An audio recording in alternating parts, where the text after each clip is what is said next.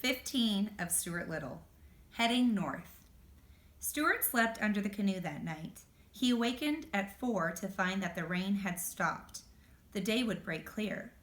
Already the birds were beginning to stir and make bright sounds in the branches overhead. Stuart never let a bird pass without looking to see if it was Margalo. At the edge of the town, he found a filling station and stopped to take on some gas. 5, please, said Stuart to the attendant. The man looked at the tiny automobile in amazement. 5 what? He asked. 5 drops, said Stuart, but the man shook his head and said that he couldn't sell such a small amount of gas. Why can't you? Demanded Stuart. You need the money, and I need the gas. Why can't we work something out between us? The filling station man went inside and came back with a medicine dropper. Stuart unscrewed the cap of the tank, and the man put in 5 drops of gasoline. I've never done anything like this before, he said. Better look at the oil, too, said Stuart. There's the picture. You should zero in on the picture. Can they see it? No, you can't change the orientation. You gotta move that back. Okay. Actually, that sounded bad. That's okay. After everything had been checked and the money had been paid, Stuart climbed in, started the engine, and drove out onto the highway. The sky was growing brighter, and along the river the mists of morning hung in the early light. The village was still asleep. Stuart's car purred along smoothly. Stuart felt refreshed and glad to be on the move again. Half a mile out of town, the road forked. One road seemed to go off toward the west. The other road continued north. Stuart drew up to the side of the northbound road and got out to look at the situation over. To his surprise, he discovered that there was a man sitting in the ditch, leaning against a signpost. The man wore spurs on his legs. He also wore a heavy leather belt, and Stuart realized that he must be a repairman for the telephone company. Good morning, said Stuart in a friendly voice. The repairman raised one hand to his head in salute. He's raising his hand in salute. Stuart sat down in the ditch beside him and breathed deeply of the fresh, sweet air. It's going to be a fine day, he observed. Yes, agreed the repairman, a fine day. I am looking forward to climbing my poles. Well, that's good. He has a good work ethic. Page 128. I wish you fair skies and a tight grip, said Stuart. By the way, do you ever see any birds at the tops of your poles? Yes, I see birds in great numbers, replied the repairman. Well, if you ever run across a bird named Margalo, said Stuart, I'd appreciate it if you would drop me a line. Here's my card. Isn't that funny that a mouse has a card to hand people? Describe the bird, said the repairman, taking out pad and pencil. Brown, said Stuart. Brown, with a streak of yellow on her bosom. Know where she comes from? Asked the man. What's a bosom? A bosom is like your chest area. Oh.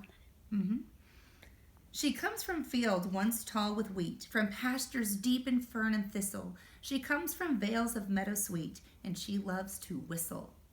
The repairman wrote it all down briefly. Fields, wheat, pastures, fern and thistle, vales, meadow sweet, enjoys whistling. My mom, we were already done with this much. Yeah, but this is where we are right now. So we're done with this much, please. Thank you. Yes. Then he put the pad back in his pocket and tucked Stuart's card away in his wallet. I'll keep my eyes open, he promised. Stuart thanked him. That was polite. They sat for a while in silence. Then the man spoke. Which direction are you headed? He asked. North, said Stuart. North is nice, said the repairman. I've always enjoyed going north. Of course, southwest is a fine direction, too. Yes, I suppose it is, said Stuart thoughtfully. And there's east, continued the repairman. I once had an interesting experience on an easterly course. Do you want me to tell you about it? No thanks, said Stuart. The repairman seemed disappointed, but he kept right on talking. There's something about north, he said. Something that sets it apart from all other directions. A person who is heading north is not making any mistake, in my opinion. That's the way I look at it, said Stuart. I rather expect that from now on I shall be traveling north until the end of my days. Worse things can happen to a person, said the repairman. Yes, I know, answered Stuart.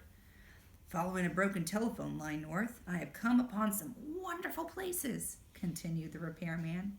Swamps where cedars grow and turtles wait on logs, but not for anything in particular. Fields bordered by crooked fences broken by years of standing still. Orchards so old they have forgotten where the farmhouse is. In the north, I have eaten my lunch in pastures rank with ferns and junipers, all under fair skies with a wind blowing. My business has taken me into spruce woods on winter nights where the snow lay deep and soft, a perfect place for a carnival of rabbits. I have sat at peace on the freight platforms of railroad junctions in the north, and the warm hours and with the warm smells. I know fresh lakes in the north, undisturbed except by fish and hawk and, of course, by the telephone company, which has to follow its nose. I know all these places well. They are a long way from here. Don't forget that. And a person who is looking for something doesn't travel very fast. That's perfectly true, said Stuart. Well, I guess I'd better be going. Thank you for your amicable remarks. Not at all, said the repairman. I hope you find that bird. Stuart rose from the ditch, climbed into his car, and started up the road that led toward the north.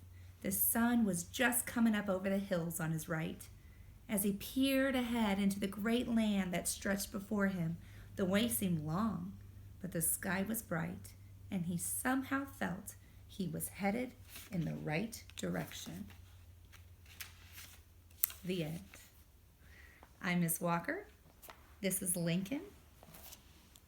And I'm Desi. Thank you for reading Stuart Little with us.